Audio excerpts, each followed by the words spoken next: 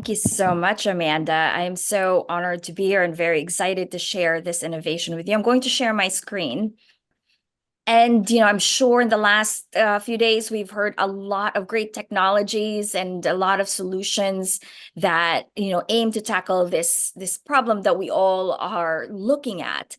And I am going to do this. And so today I'm really, really excited to share with you kind of this technology that looks at not quite, I would say, it looked at it in a very unique way, looks at how all of us can play a role in climate action. And I think it's, as Amanda said, it's tackling a contributor to climate change that is, significant, but at the same time, it solves a problem of hunger and also kind of a discussion that we all have, which is how do we move people from this feeling of, on the one side, apathy, on the other side, if you're so aware of climate change and you know how dire our situation is and you hear all of the news, how do you move from despair? And what is that great middle in terms of getting people to be interested, to be curious, and actually to create action? And that was one of the core problems that we were trying to solve with Food Rescue Hero. So I'm sure some of you have heard throughout this conference that a whopping 22 to 33%, one quarter to one third of all greenhouse gas emissions come from food, agriculture, and land and ocean use.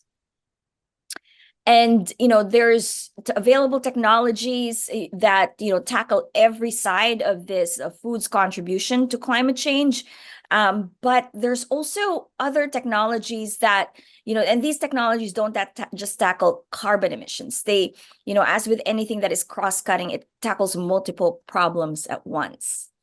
And so today I'm going to talk about a particular segment of the problem, which is food waste. And reducing food waste, if you're familiar with Drawdown, has significant contributions to climate change. I mean, and preventing it. It's actually it's the second in its 100 interventions to climate change. And just to give a really broad view of it, it's 63 million tons of food are wasted in the US alone.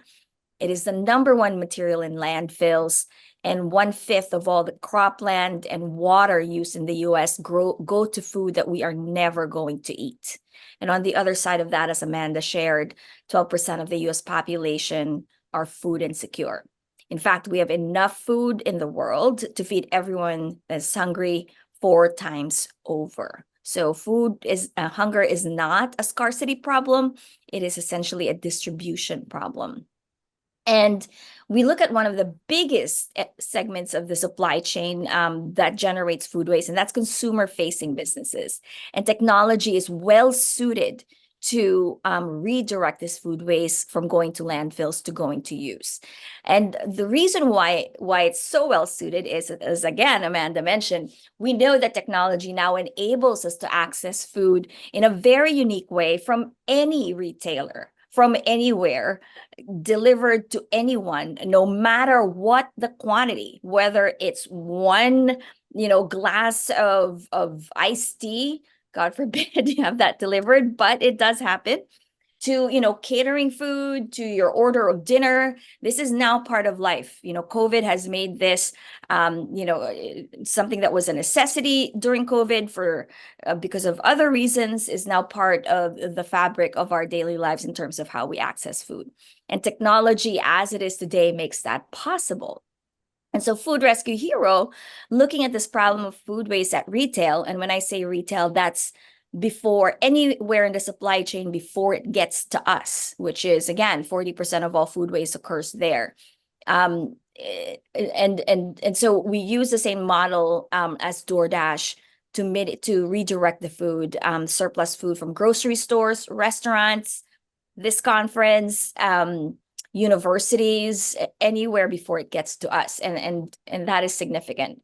So we launched in 2016. And again, using the technology itself is not innovative. It uses the same model as Uber and DoorDash and any ride sharing and any food delivery app out there. But for a novel use, which is taking the surplus food available at the locations we purchase food from every day and mobilizing drivers who have this app and matching it with charities and NGOs that serve populations who are experiencing food insecurity. And in the redirection of food from landfill, it actually goes to people who need it. So what is the beautiful thing about this? The beautiful thing about this is that, Food Rescue Hero really recognizes that people really want to do something.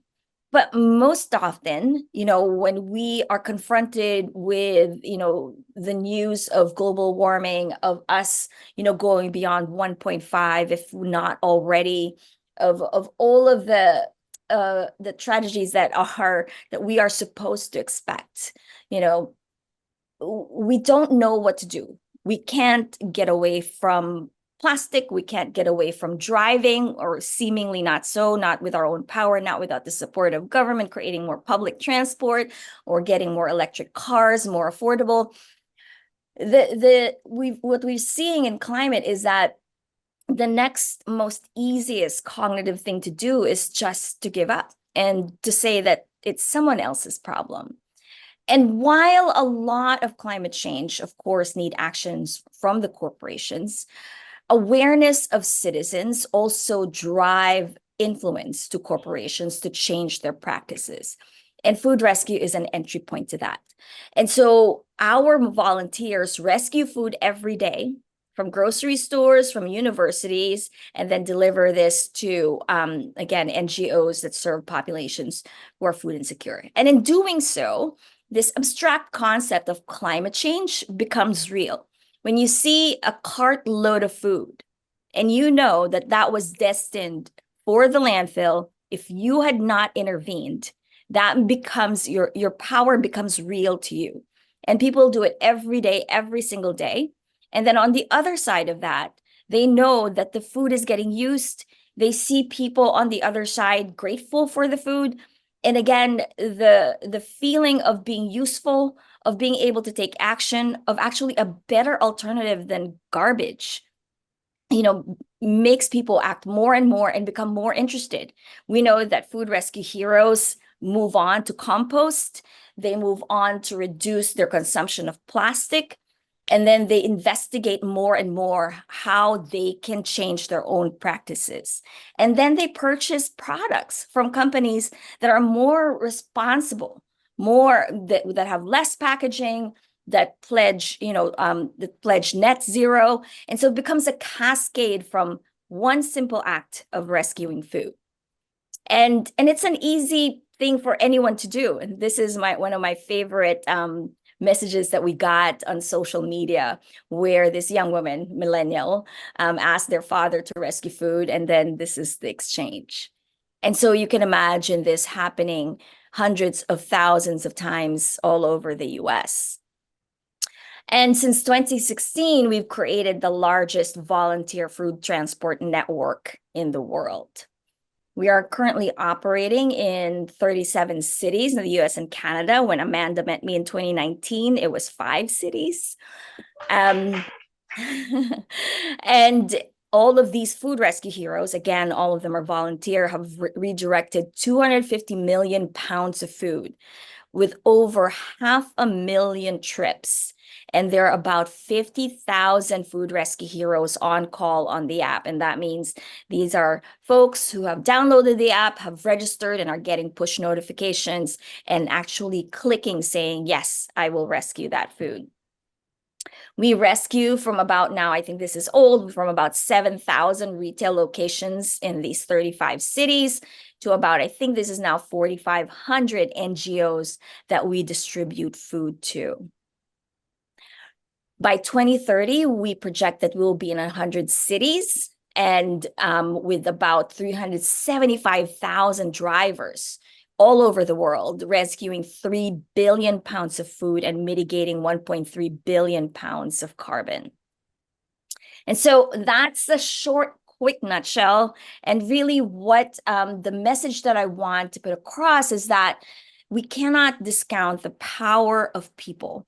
And not only in the utility of actually, the direct act of creating the change, but creating awareness and creating empowerment creates movements that then pressure big corporations to change their practices, which then gives us the opportunity to really create massive change that we need to, confront this challenge that we have today.